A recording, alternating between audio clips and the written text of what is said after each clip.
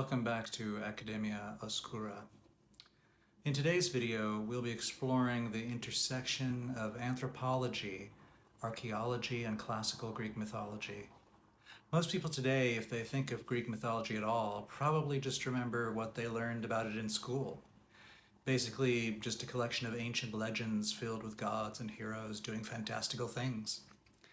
Like Zeus cheating on his wife Hera, or Odysseus sailing around the Mediterranean trying to get home, or Hercules battling monsters, etc., etc.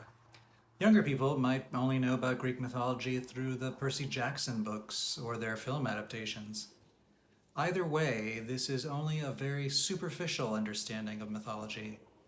You might be surprised to know that starting in the late 19th century and leading right up through the mid-20th century, there was a vast amount of writing and research done by classicists who combined anthropological study with archaeology to identify the complex origins and religious meanings behind Greek mythology.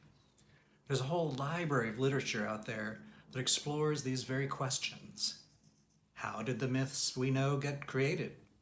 What did they actually mean to the ancient Greeks? How did they evolve over time? And also, what do the myths and their evolution tell us about ancient Greek religious beliefs and practices? In today's video, we'll be exploring two such works. One is called The Prolegomena to the Study of Greek Religion, written by Jane Ellen Harrison. It was published in the late 19th century. And the other is Folktale, Fiction, and Saga in the Homeric Epics by Rhys Carpenter, which was taken from a lecture he gave at the University of California in 1962. So the first book I'll be exploring is Jane Ellen Harrison's The Prolegomena to the Study of Greek Religion. Essentially, her book explores ancient Greek religious festivals as described by ancient writers and Byzantine-era writers who described pagan practices that were, at that time, passing away as Christianity took over. This is one of our main sources of information, actually, about what ancient Greek and Roman religion was like. Essentially, what she does in her book is she explores the religious festivals that are known and described in these ancient writers. And one of the things she kind of reveals in the book is that a lot of what we assume about ancient Greek religion is really skewed towards what she calls the Olympian religion, or the well-known religion of the Olympian gods, Zeus, Hera, Apollo, Athena, etc., etc. She argues that that religious belief was actually not as predominant amongst the common people and was more of a state religion.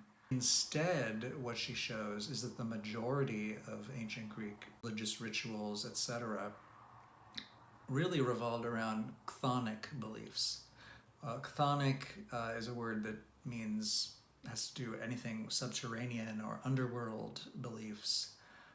So her thesis really is that a lot of ancient Greek religion was focused around appeasing spirits of the dead or driving away evil spirits. Or another major obsession is, of course, fertility. Like most primitive people, the ancient Greeks wanted to ensure that the earth would continue to provide food through the fertility of the soil, etc.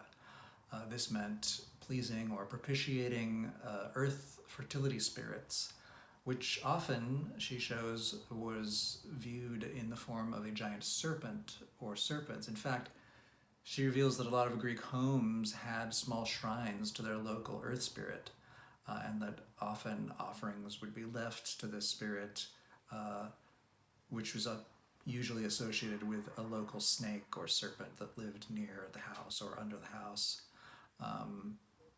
as a representative of this fertility god. Of course, what was novel about Jane Harrison's approach in her era was that she equated the ancient Greeks with other primitive people, such as primitive tribes that exist today, and she applied anthropological means of interpretation towards understanding ancient Greek religion and ritual. This was quite unusual at the time because, of course, in Victorian times and the Edwardian era, the ancient Greeks were often put on a pedestal and seen as quite different from primitive tribes. But of course, from a modern perspective, the ancient Greeks, especially in early times, shared many of the same concerns and worldviews as primitive people everywhere. And so Jane Harrison and those who came after her sought to explain ancient Greek culture through the same lens as modern anthropology, and that led to some rather interesting and startling interpretations. In my next segment, I will cover the book by Rhys Carpenter, which I mentioned earlier. I hope you've enjoyed it so far, and please come back for part 2. Also, please remember to hit the like button and subscribe to my channel.